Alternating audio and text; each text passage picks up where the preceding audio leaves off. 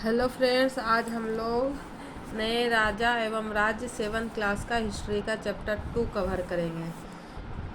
ये 6th class का दिया हुआ है। पिछली कक्षा में हर्षवर्धन का 6th क्लास में हर्षवर्धन का स्टोरी दिया हुआ था। इसमें हर्षवर्धन के बाद का स्टोरी दिया हुआ है। 7वीं शताब्दी में हर्षवर्धन की मृत्यु के बाद भारत में अनेक नई क्षेत्रीय शक्तियों का उदय हुआ। ये बड़े जमींदार और योद्धा थे जो सामंत कहलाते थे। इन्हें राजा द्वारा विशेष शक्तियां प्रदान की गई थी। इस समय भारत में 3 नए राजवंशों ने अपनी स्थिति काफ़ी सुदृढ़ कर ली थी। ये राजवंश दक्कन में राष्ट्रकूट, पूर्वी भारत में पाल तथा मध्य व पश्चिम भारत में गुर्जर प्रतिहार थे। ये तीनों कन्नौज राज्य के ऊपर शासन करने के लिए परस्पर लड़ते रहे।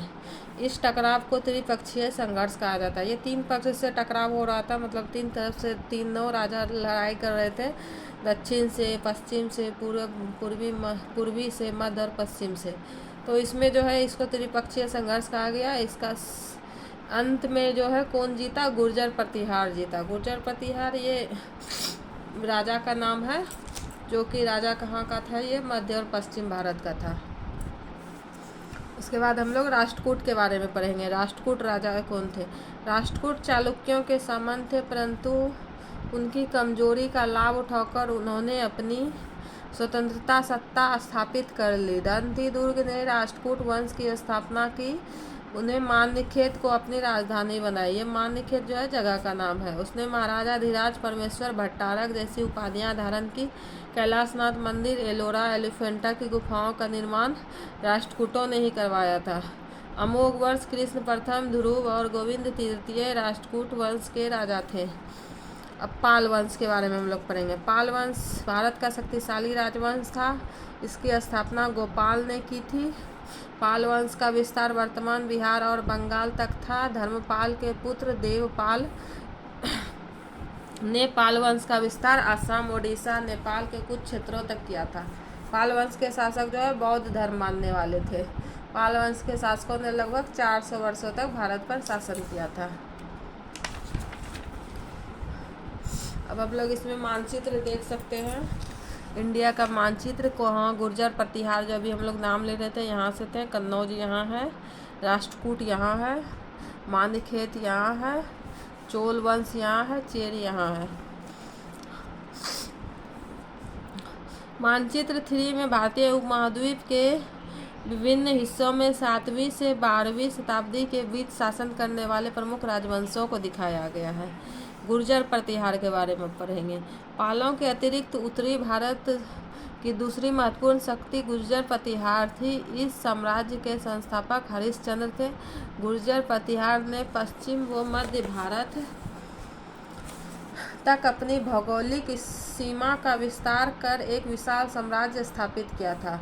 राष्ट्रकूट बार बार प्रतिहारों व पाल शासकों से कन्नौज और पश्चिमी गंगा के मैदानी क्षेत्रों पर अधिकार के लिए संघर्ष करते रहते थे। राष्ट्रकूट कन्नौज व्यापारिक दृष्टिकोण से उत्तर भारत का एक महत्वपूर्ण शहर था। कन्नौज जो है एक महत्वपूर्ण शहर था। कन्नौज आप लोग देख सकते हैं, यहाँ पे है।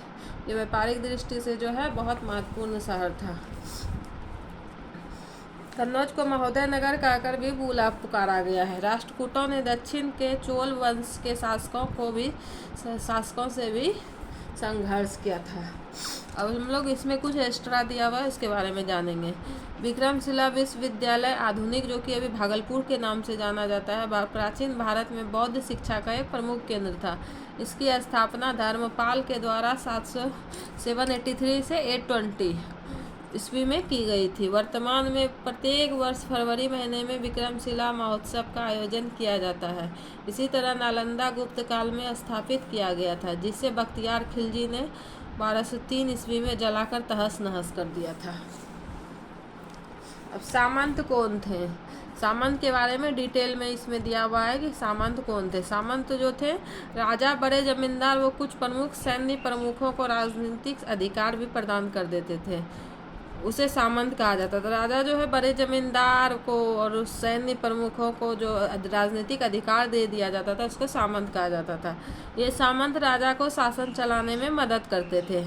ये जनता से कर वसूलते थे। इनके पास छोटी सेना भी होती थी, जिससे वे राजा को युद्ध के समय सैन्य सहायता भी प्रदान, सैन्य मतलब सैनिक सहायता प्रदान करते थे।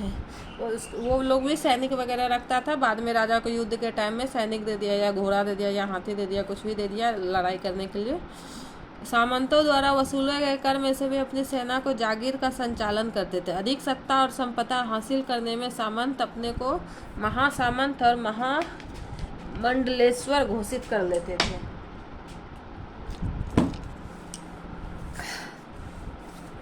इधर हम लोग चोल शासक के बारे में पढ़ेंगे।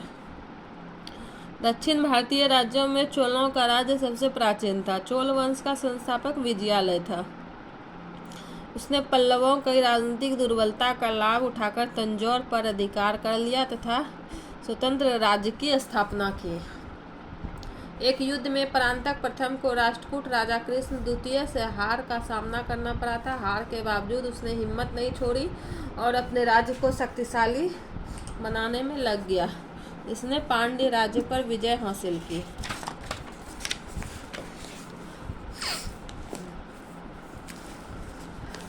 आगे हम लोग चोल वंश के राजाओं में राजा राज प्रथम को सबसे शक्तिशाली माना जाता है। वह एक महान विजेता एवं साम्राज्य निर्माता था। उसने गंग वंशी शासकों और केरल के राजा को पराजित किया तथा पांड्यों से मदुरा छीन लिया। राजा राज प्रथम ने समुद्र के महत्व को समझा था, अतः वह समुद्रिक विजय के लिए निकल पड़ा था। लंका के उत्तरी भाग एवं मालदीव नामक द्वीप पर अधिकार कर लिया। इसका लाभ यह हुआ कि पश्चिमी व्यापार से प्राप्त होने वाला धन चोल साम्राज्य में आने लगा। चोल साम्राज्य आर्थिक रूप से मजबूत होने लगा। हालांकि राजा राज बहुत समय तक इन क्षेत्रों पर अपना नियंत्रण नहीं रख सका। वह एक कुशल प्रशासक, कला विद्या संरक्षक एवं उदार एवं सहिष्णु राजा था। मतलब वो एक अच्छा राजा था, लेकिन वो ज़्यादा टाइम तक इन क्षेत्रों पर नियंत्रण नहीं रख सका। राजा राज प्रथम का पुत्र राजा राजेंद्र प्रथम चोल वंश का दूसरा प्रतापी शासक था। उसने अपने पिता की विरासत को अक्षुण्ण रखते हुए एक सुदृढ़ जल एवं स्थल एवं जल सेना के आधार पर साम्राज्य का विस्तार किया। उसके काल में चोलों की शक्ति में काफ़ी वृद्धि हुई। उसने चालुक्य, पांड्य, चेर, पाल शासक को हराया। अपने शासक के 5वें वर्ष में उसने संपूर्ण श्रीलंका पर विजय प्राप्त कर लिया था। उसने दक्षिण पूर्व एशिया के कुछ देशों जैसे जावा, सुमात्रा आदि पर विजय हासिल की। राजेंद्र प्रथम के पश्चात चोल साम्राज्य का धीरे धीरे पतन शुरू हो गया। पतन मतलब धीरे धीरे हार शुरू हो गया। ये कुछ झारखंड के बारे में दिया हुआ है कि उससे कुछ झारखंड का ये आप लोग पढ़ सकते हैं। खुद से भी हम कुछ देर के लिए छोड़ देते हैं। जिसको एनसीईआरटी कवर करना है वो इसको अवॉइड कर सकते हैं।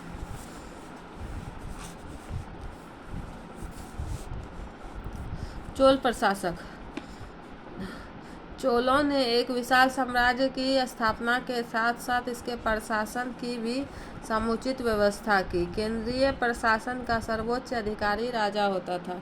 उसके अधिकार सर्वोच्च होते थे। युवराज को प्रशासन में महत्वपूर्ण स्थान प्राप्त था। राजा मंत्रियों एवं अनेक पदाधिकारियों की सहायता से शासन करते थे। प्रशासन की सुविधा के लिए विशाल चोल साम्राज्य 6 प्रांतों में विभाजित था, जिसे मंडलम कहा जाता था। प्रशासन की सुविधा में चोल 6 भाग में अलग अलग विभाजित था, जिसको मंडलम कहा जाता था। महत्वपूर्ण प्रांतों का प्रशासन राजघराने से संबंधित व्यक्ति को दिया जाता था। चोल साम्राज्य की प्रशासनिक इकाइयां अवरोही क्रम में इस प्रकार थी। पहले राज्य था, फिर मंडलम था, फिर नाडु, पुरम, जिसको कोट्टम कहा जाता है। ये इंडिया का नीचे का भाग दिया हुआ है। चालुक्य यहाँ था, वनवासी, गंगावादी, चोल यहाँ पे है।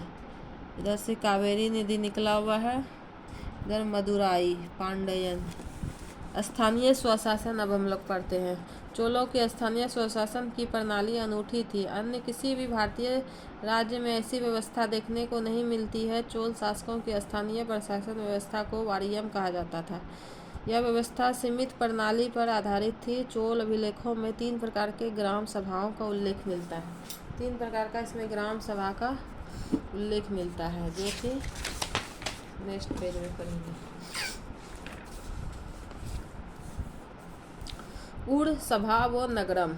ऊड़ गांव वालों की एक ग्राम परिषद होती थी। ऊड़ किसका नाम? गांव वालों का ग्राम परिषद, जैसे अभी हम लोग पंचायत बोलते हैं उसी तरह का परिषद ग्राम परिषद होगा।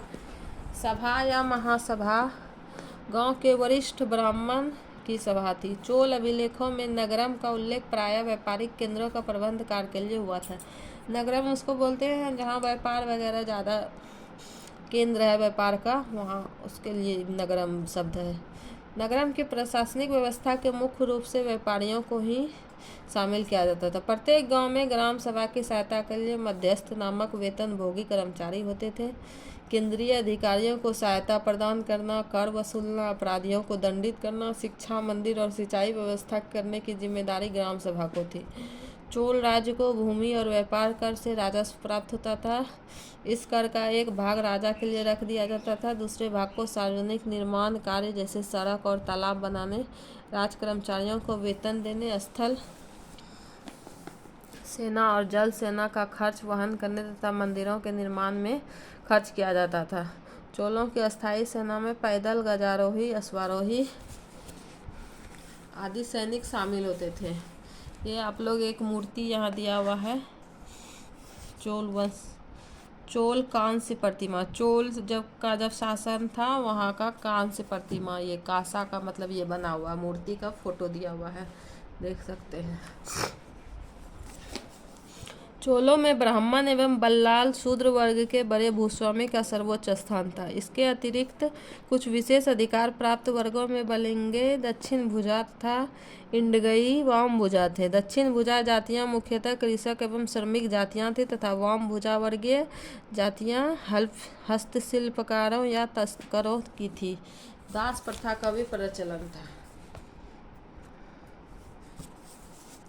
ये सारा डॉक्यूमेंट है, पहले ज़माना का इंसान सब लिख के देख लीजिए कैसे कैसे डॉक्यूमेंट उसको एक में ऐड करके रखते थे।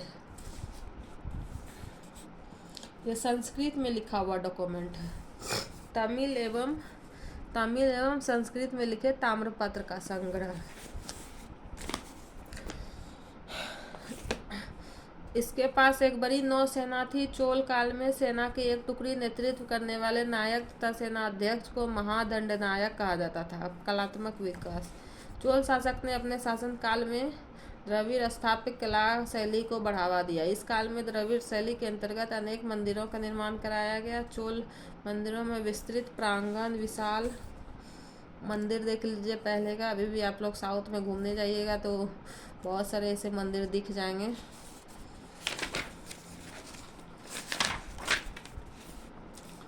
विमान तथा ऊंचे एवं अलंकृत गोपुरम देखने को मिलते हैं। चोल शासक राजा राज प्रथम राजेश्वर बृहदेश्वर मंदिर का निर्माण तंजौर में करवाया। यह मंदिर करीब 192 फीट ऊंचा है। यह द्रविड़ शैली का विशिष्ट उदाहरण है। यह द्रविड़ शैली में बना उदाहरण है। इस काल में मूर्तिकला एवं चित्रकला का भी विकास हुआ। इस युग में मूर्तिकला का सबसे अच्छा नमूना कांसे की बनी नटराज की मूर्ति है। भित्ति चित्रकला के अंतर्गत बृहदेश्वर मंदिर की दीवार अजंता की चित्रकला से धार्मिक चित्रकारी की गई है। ये देख सकते हैं नटराज के चित्र, नटराज का उस टाइम का ये मिला हुआ है मूर्ति, नटराज की प्रतिमा। तो आज का ये लेसन ख़त्म हो गया। ये आप लोग सामंत का मतलब अगर कोई इंग्लिश जानना चाहते हैं तो इसमें मीनिंग दिया हुआ है। सामंत का मीनिंग